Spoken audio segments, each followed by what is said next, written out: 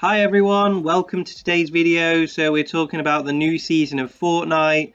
So this is going to be chapter 2 season 6, and it sees the return back to the map, and we're faced with what's called the new Primal era. So we're going to have a little discussion. We're going to talk about what's kind of really fun with the game, maybe some things that I'm not enjoying. So stay tuned. Let's take a look at what this new Fortnite season is bringing. The biggest change I've seen so far is to the weapon system. So the guards have all been replaced by various animals, usually wolves. There's some warthogs and stuff as well.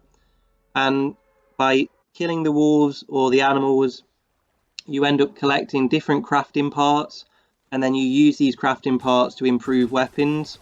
You can also get it by destroying various vehicles as well and collecting parts that way, and also various tables and buildings. By destroying them, you collect different parts, craft the weapons, and then that obviously improve the weapons.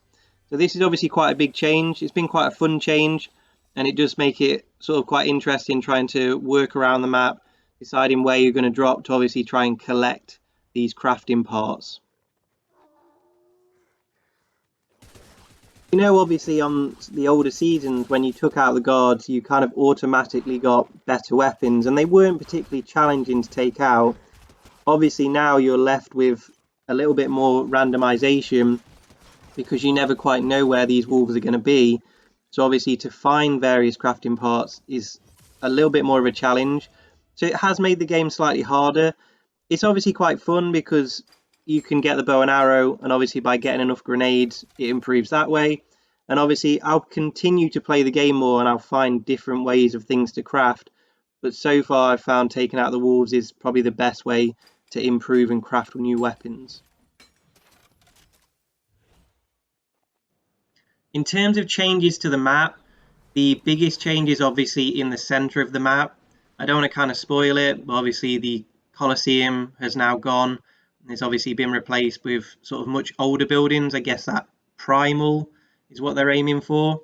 I kind of got a feeling more of maybe Mad Max and maybe later seasons in The Walking Dead. I was trying to think of reference points that everyone could get, and they're the two that kind of crossed my mind. But if you stick to the outer edges of the map, nothing has really changed there. Obviously, if you prefer cars and things like that, stick to the outer edge of the map. That's where obviously nothing has really changed. Going into the center, that's where you're going to experience the biggest changes of the map. I actually stayed away from Fortnite for a long time. When it first came out, I thought it was quite childish and I didn't really like the dancing and stuff like that. I thought it was a little bit stupid. And it was, again, another one of those games, it's free to play, but it's probably pay to win, so I'm just going to leave it because I'm not going to pay when everyone else has got better weapons, and then I can't beat anyone. I've got to pay money to actually just even try and enjoy the game. But during lockdown, I've had a lot more free time, so I've just been trying out different things. After a couple of 100 hours of playing this, I'm actually really, really enjoying it. It's a lot different to what I actually thought the game was. There's no pay to win whatsoever. It is just obviously all skins. It's all obviously just the way you look as a character. You can't improve weapons by paying money. So obviously that is a really, really good thing for me, because after 200 hours or so playing the game, I haven't felt the need to actually spend any money whatsoever. So even more of a bonus for me, getting to play a really fun game without spending any money at all.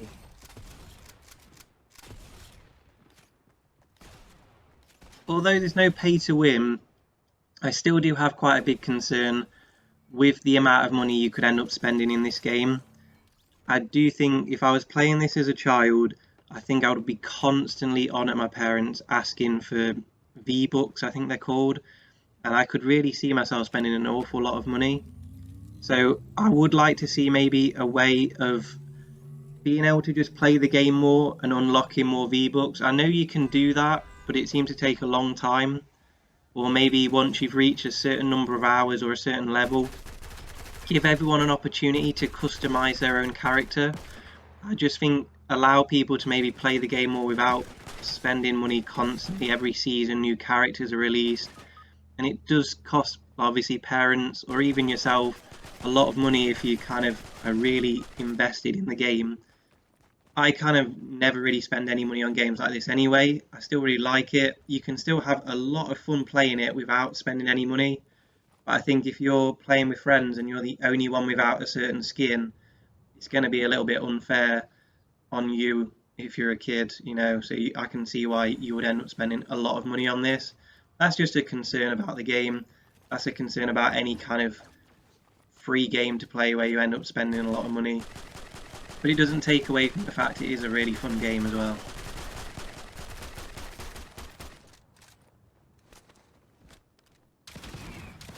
Something I would definitely recommend if you're into any kind of shoot 'em ups or if you're a big Fortnite fan, I would definitely invest in the Hori Split Pad Pro. I play all of my games in handheld mode. I've got a pro controller, but I don't like playing on the TV. I just like to be able to play in handheld mode. The Split Pad Pro has been so good. It's made gaming on the Switch so much easier, particularly with Fortnite as well. It just makes any kind of shooting game a lot easier. So rather than spend money on Fortnite, go and spend money on the controller, and I guarantee you'll enjoy the game even more.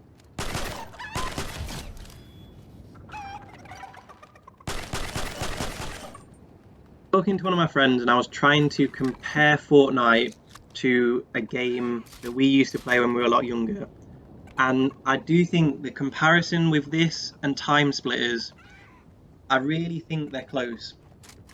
Although there are differences, they're both obviously kind of that cel shaded cartoon style graphics. It's more of that kind of fun, stupid game, if that makes sense. So if you haven't played Fortnite, but you used to enjoy Time Splitters growing up, I really think you'll enjoy this game. And then obviously Time Splitters is made by the people who created Perfect Dark and GoldenEye. I could go into the history of that. But I think it's the cartoon style and the fact that you just find weapons on the map. It's very similar to what you used to have to do in Time Splitters.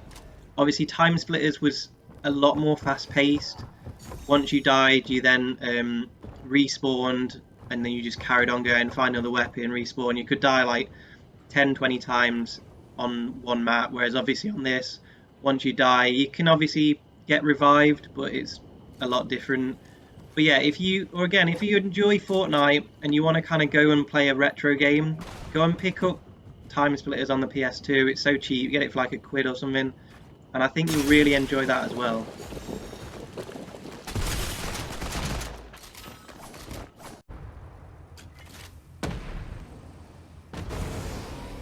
Thanks a lot for watching today's video. I hope you enjoyed it. Don't forget to hit that subscribe button. If you did like the video, obviously click that thumbs up.